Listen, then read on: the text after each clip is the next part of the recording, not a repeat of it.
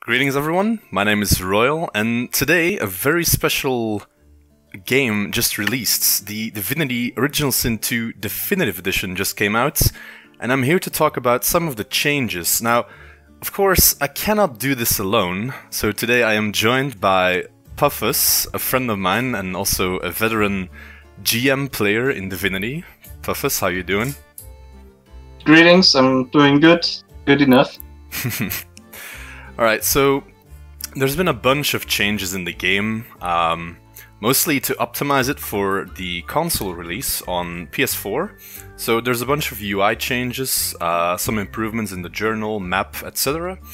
But for the purpose of this video, we will be focusing on the balancing changes both on the console version and the PC version. They will be the same. So there are some balancing points here. To start, some of the economy items have been changed, so the updated item prices. Unique items in vanilla are too valuable. Their prices are now more in sync with legendary items at the same level. Yeah.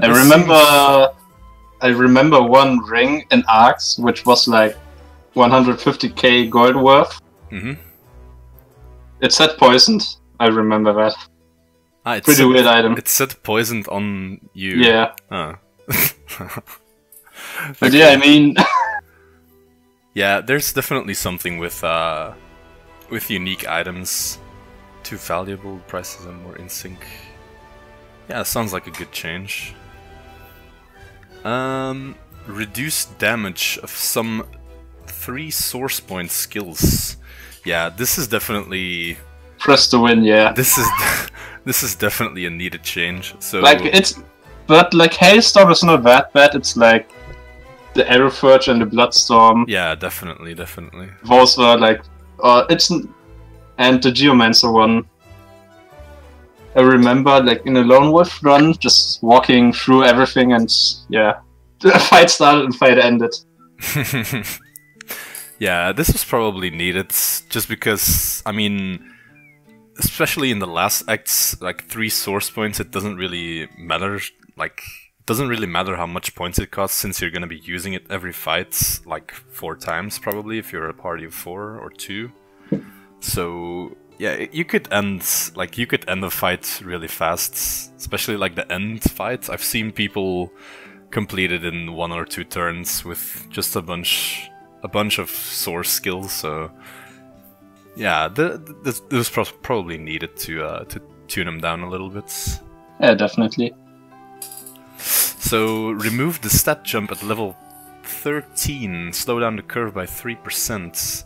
This is a bit of a vague change. So in vanilla there's an artificial stat jump at level 13 meant to separate lower Reaper's Coast content from upper Reaper Coast. Jump is too noticeable for the players, since it ended up having a very open flow. Ah yeah, so it's like a more fluid... Kind of, well, adopt really a big effect, because it's, well, if you want to, you can easily overlevel anyway. So, well, have to test it or have to play the game to see changes. Yeah, that's my experience too. I mean, if you're leaving Fort Joy after completing every possible XP opportunity or every fight, then you don't even have to min-max, really. You just have to, yeah. Whereas at least try every quest. Yeah, definitely. Yeah, I think, I mean, you're not really gonna complete content at its level intended to, I think. So no. In Fort Joy maybe, but yeah, in Fort Joy, in Fort Joy you're often like a bit under-leveled maybe, especially a bit of the tougher fights like the crocodiles, or the crocodiles or the turtles maybe, but after that it's pretty easy. Persuasion. So revised persuasion difficulties all across arcs. Persuasion in arcs is unproportionally hard compared to its result. We fixed that. This includes persuasion? making tagged persuasion moments easier, which rewards tag use. Ah yeah, so they're talking about like your origin tags if you choose like barbarian and mystic and tagged persuasion moments. I don't really remember any significant moments that were too hard or too difficult. I don't know. Sometimes there were like special persuasion events where you needed to have like 6 persuasion points. But yeah, it's still like for me, wait, was persuasion? I mean, maybe like with new content in arcs, who knows? Maybe, yeah. I'm very excited about any new content. Like they've been hyping it up, especially the last 2 acts. I'm pretty excited to try it out.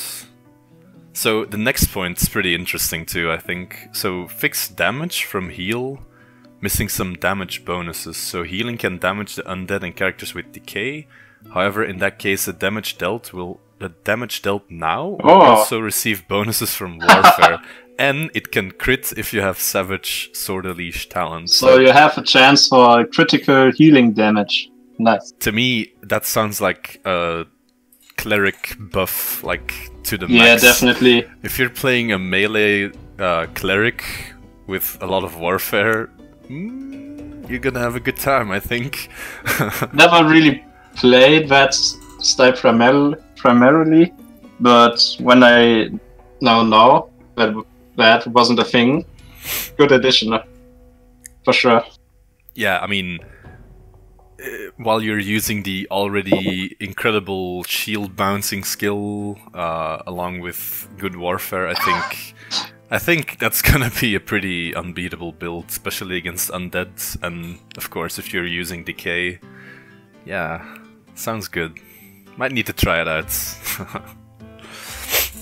Alright, so some damage nerfs, I guess, to non-unique weapons. Close to the end of the vanilla game, bonuses on simple rare weapons are getting so high that they start overtaking unique weapons. Yeah. That's definitely something, because when you over level, you're usually going to have 1 or 2 level higher than your unique ones, and then the damage difference is even more significant. So it's, yeah, making unique more powerful, definitely something I appreciate. Yeah, unique weapons should feel better, I guess. Yeah. That's nice. Oh, this one I didn't really understand when reading it first. So, the Torture talent now allows applying damage statuses through armor. So, burning, poison and bleeding are now applied on top of armor? This makes these statuses useful again once you don't have armor anymore. Like, the sentencing is kind of weird, so... Yeah, basically, both effects will not be blocked by armor. So previously, without Torturer, for example, you use like the piercing damage skill with the rogue, it sets bleeding, but when the target had physical armor, it's getting blocked, and it should not be blocked anymore with the Torturer talent now. So I think a good necessary buff, because who counts or who relies on damage over time buffs or debuffs? But this way is really interesting. Yeah. It's like something unique to ignore armor. It's always something unique in this game. Yeah, the armor and apparently I don't think it's listed in this particular document, but they altered some things with melee damage. It's supposed to be less useful now, I suppose. I'm not really sure. They tweaked some dodge stats on NPCs and stuff, so you're more likely to miss. I'm not really sure, but there's a lot of stats or changes or patches or patch notes floating around, and I'm not really sure which one's actually correct anymore. So yeah, we will see. So, added optional teleportation counter to items with teleport use action. For planar gateway skill, we reduced AP cost without opening the possibility of infinite turn exploits. We can do this because we have a maximum number of teleport use action on items. So it's like planets, planar gateway becomes like actually usable for a normal party. Yeah, an optional teleportation counter to items. That's like... It was a bit unclear for me, but... So I guess like for the planar gateway you can, I don't know, only use it like 3 or 5 times, something like that, then it disappears. But for items, well... I mean, what teleport items are there except for the pyramids or something? Yeah. Am I only going to be limited? No. In combat then, or... Oh, that might be. But they also cost like 6 AP. The AP cost doesn't really do anything outside of combat, so I guess... I don't know. It's a bit unclear, I think, but... Maybe, I don't know, maybe there are going to be some new unique items and they have some kind of teleport skill, and like the purge ones, they only have a limited time usage, maybe? Yeah, that's true. Could be. Like some more... Like there are no weapons or no items giving you something more, like teleport. Some more common teleport Only items. the normal teleport gloves. Yeah, might be interesting. Or something completely else I'm not thinking of. Yeah, there's probably something, but I don't know. Lone Wolf changes. The much needed Lone Wolf nerf. So I guess... Well, it's technically, I don't know, it's well, not a nerf, but it like caps you in damage. Yeah. So you have to diversify more if you're running a Lone Wolf. You can't put that many points into one tree. Definitely change that you are not able to one-shot so many things anymore. Or perhaps if you take like, I guess, wits or critical chance skills or builds going to be more popular with that. Yeah. So you can have like a high amount of points on damage and critical chance, so... Who knows, so maybe it's going to be even worse Maybe now. it's even worse. Nice. Ah yes, a summoning buff. Totems now have intelligence scaling. They gain intelligence points when growing in levels. Makes it so that the damage they deal follows the norm of the end game. Nice. Yeah, the totems weren't really used that often in my experience. Yeah, maybe the incarnate is not going to be spammed so often anymore. But everything which nerfs the incarnate, I appreciate. Everything which nerfs it. I think there were some... Yeah, it's not listed here, but there were some changes to some of the infusion skills as well. Yeah, what I've heard that also the Shadow and the Warp infusion gives you the 25% damage buff. Yeah. Yeah, it was just head shaking there. They got even better now. No. At least they buffed some underused skills as well. I don't know if Petrifying Touch... Yeah, it's probably a bit underused. Some damage increase. Sucker Punch, that's pretty interesting because you never really use it for damage, but... I tested,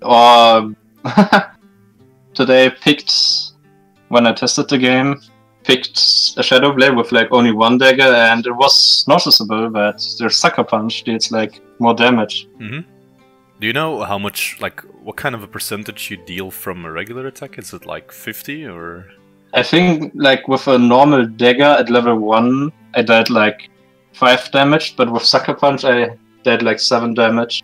Oh, so it's like more. Close to dual wield, or close to your normal wielding weapon now. That's with one attack. Yeah. Huh. That's who's ever going to use like a single-handed weapon, not a dagger like a sword? Whoever does that. That's pretty nice.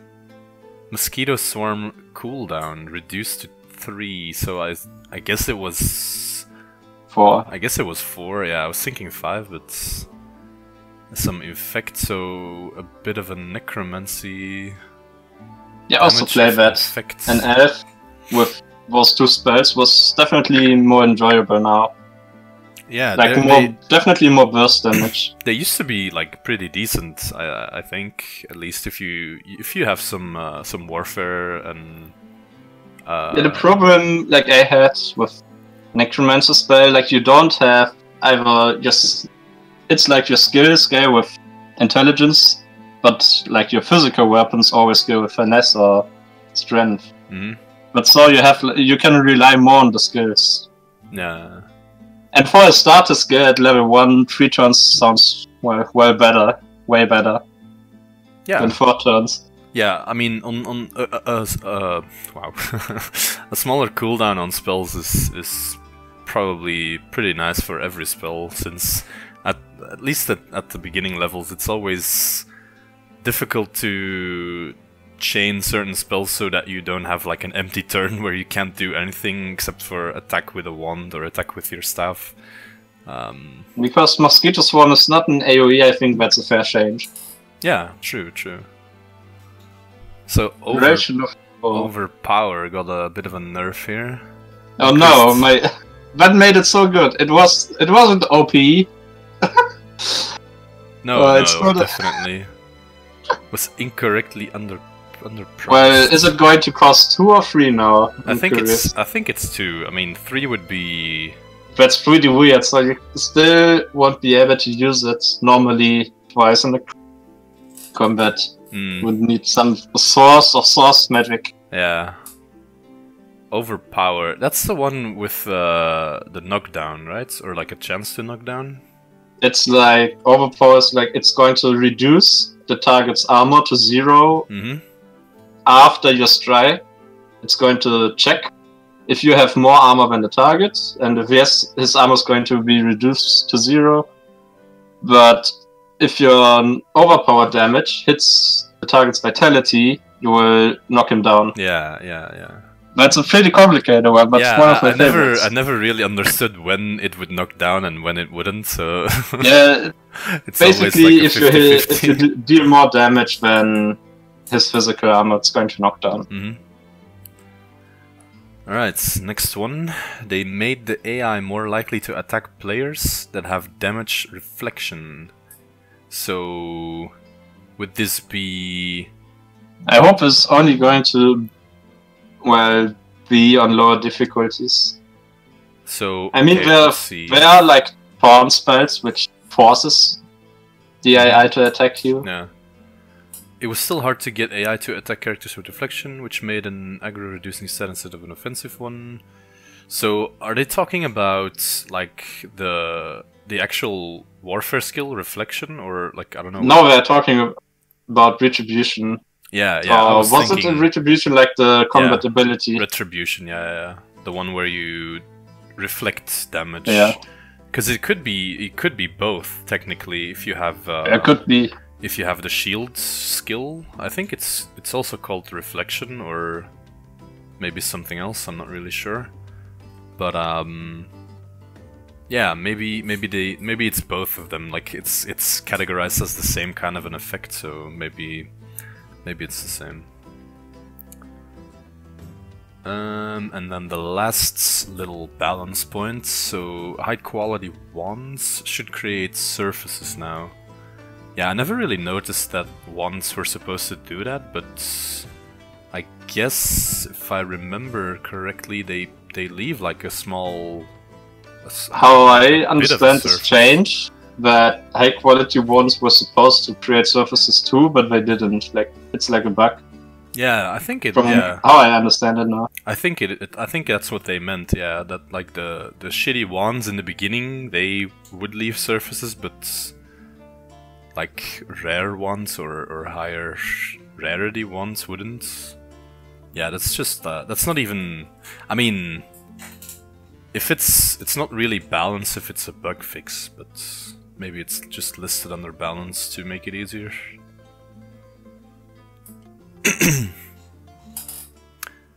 So apparently there's a new there's a new difficulty mode as well, which is the story mode. Yeah, it's maybe something for you, huh? What do you think?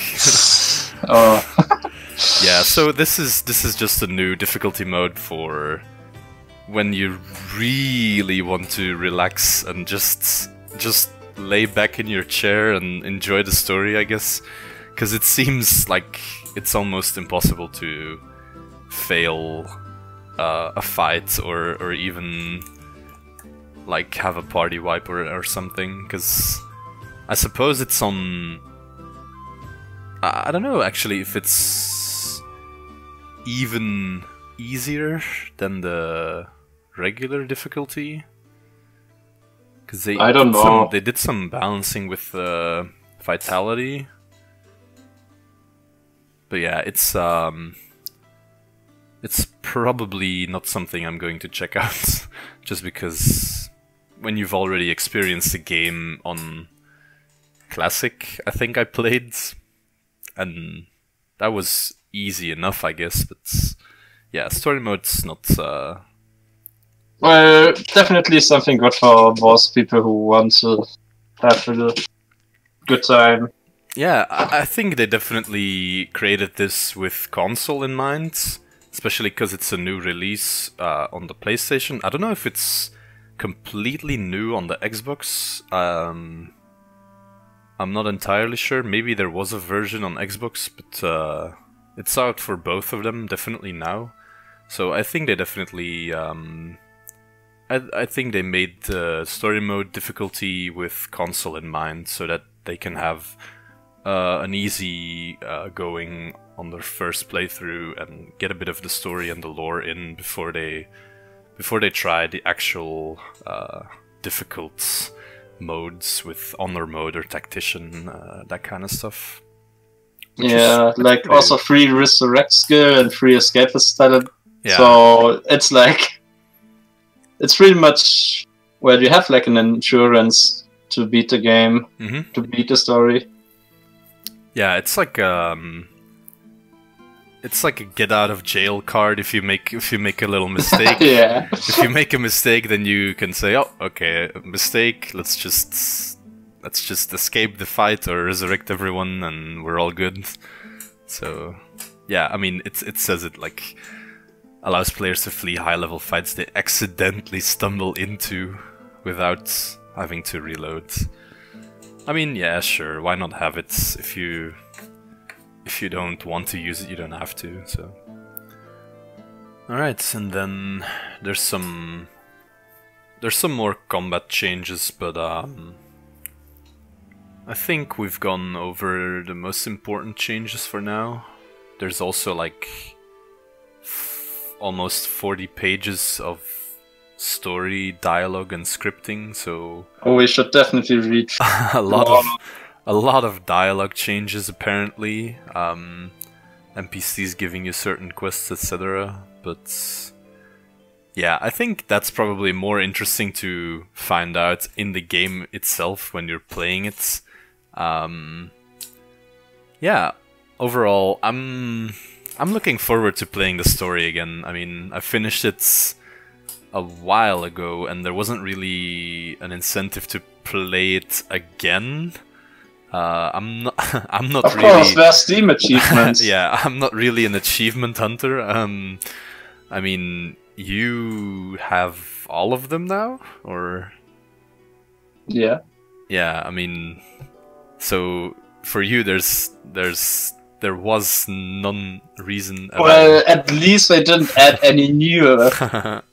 Oh, really? No achievements? No new one. Well, it's kind of...